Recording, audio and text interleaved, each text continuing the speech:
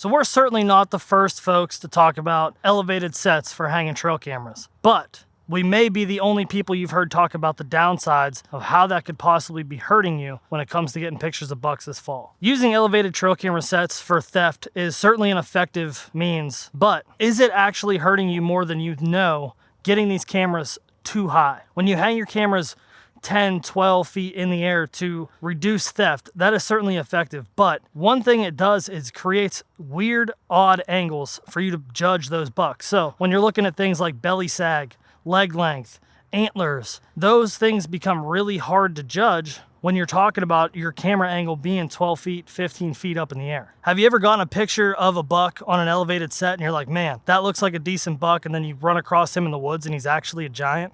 That happens pretty often when we're getting our cameras up too high in the air. One of the issues you definitely see is it becoming harder to judge. If you are an antler chaser, you're looking for a certain caliber deer, it might make judging whether or not that deer meets a certain criteria a little harder by having your camera too high in the air. Outside of making it difficult to judge bucks, by far the biggest issue with getting your camera elevated too high is you create blind spots within the detection angle of the camera. So for instance, if you have this camera 10 feet up in the air, this camera circuit detection area is a 45-degree angle. At 10 feet up in the air, 1-to-1, you have a 10-foot gap from the base of the tree to where the camera is able to capture an image of that deer. So say this camera is set up here, and a deer walks under the base of the tree within 10 feet of the tree, you're not going to get a picture of that deer because you have a blind spot. Take that same scenario, camera 10 feet up in the air, and you have a 60-foot detection range on this camera. By having the camera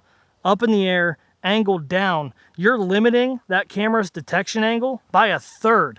So you're creating another blind spot within that camera. So the best spots for elevated sets are definitely in static environments, whether that's a feeder, a mineral site, a scrape, a super narrow pinch point, somewhere you can very easily dictate where that deer movement is gonna happen. But in wide areas, hanging your cameras too high may be the difference between getting a picture of that buck you're after or not. I'm certainly not suggesting that you go away with elevated sets altogether. They have their place, especially when theft is a super big problem and you just have to avoid it. Missing a few photos of a deer here and there isn't ideal, but it's better than having your camera stolen altogether. In scenarios where you're monitoring theft or using the camera for security, elevated sets are almost a must. If you're running elevated sets in the woods, just be cautious of how high you're setting them and know that you are limiting the detection angle of that camera. Judging that deer is going to be a little bit harder. So if you're okay with those things,